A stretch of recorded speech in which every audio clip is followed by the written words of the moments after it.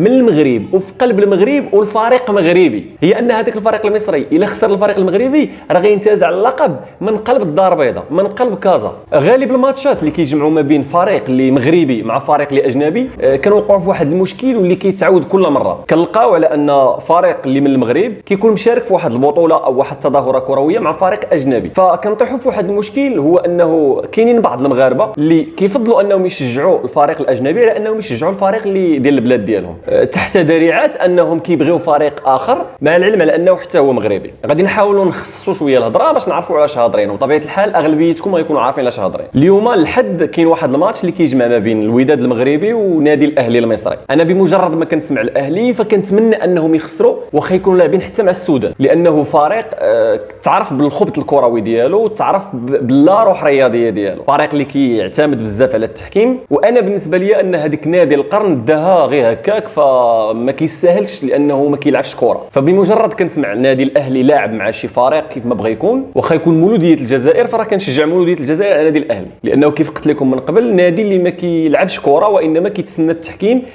فريق اللي كيستفز الخصم ديالو وكيحاول يقلب في الماتش على الصداع اكثر ما كيقلب على كره.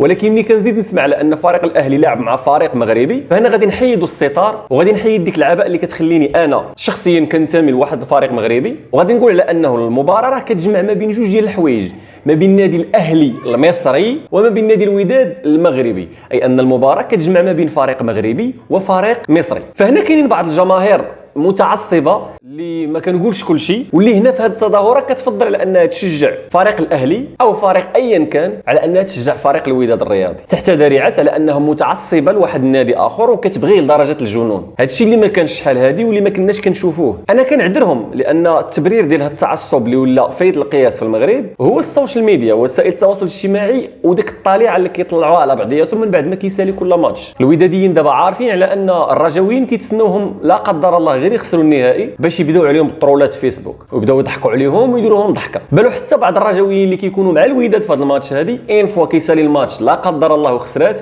غيبدا يطلعها عليها. فهاد الطليعه اللي كتكون ما بين الوداد والرجاء خلات واحد الحقد وخلات هذاك التعصب للفريق ديالهم يكون تزيد نغزه واحد شويه. فاش كتسول الرجاويين كيقول لك على ان الوداديين راه حتى هما ما كيدعموناش في التظاهرات الكرويه ديالنا، وفاش كتسول الوداديين تقول لك حتى الرجاويين ما كيدعموناش، في حين اننا نحن كاملين اللي خاص يحركنا في بحال هاد التظاهرات هي الوطنيه ديالنا، هي ان فريق مغربي لاعب مع فريق مصري، هي ان هذاك الفريق المصري الا خسر الفريق المغربي راه غينتزع اللقب من قلب الدار البيضاء، من قلب كازا. راه ما غاديش يقولوا ربحنا الوداد لانهم هما ما كيهمهمش واش لاعبين مع الوداد ولا مع الرجاء ولا حتى مع الفار، اللي كيهمهم هما انهم انتزعوا اللقب من المغرب وفي قلب المغرب والفريق مغربي. فالوداد اكثر من اي فريق اليوم محتاج للدعم ديالنا حنا كمغاربه، فنحاولوا عافاكم ما يكونش فينا هذاك التعصب المريض ونحاولوا ناخذوا الامور بايجابيه ونقولوا على ان بغض النظر شكون اللي لاعب واش الوداد والرجاء، المغرب لاعبه ضد مصر، بل والمغرب لاعبه ضد اكثر فريق استفزازي، اكثر فريق كيلعب بالخبط الكروي اللي هو الاهلي المصري. فما غاديش نرضاوها لنفوسنا، وحنا اللي الكره كتجمعنا اكثر ما كتفرقنا بزاف ديال الامور. واللي كذبني يحاول يعقل على لا باسيون وعلى الروح الرياضيه اللي كانت فاش كنلعب المنتخب في قطر وفاش وصلنا للدومي فينا. فنحاولوا نحيوا هذيك الوطنيه ديالنا ونقولوا على ان فريق مغربي لاعب مع فريق مصري وكلنا غادي نشجعوا الوداد المغربي. كلنا اليوم غادي نكونوا كلمه واحده، عاشت وداد الامه. ان شاء الله وليا في راسكم.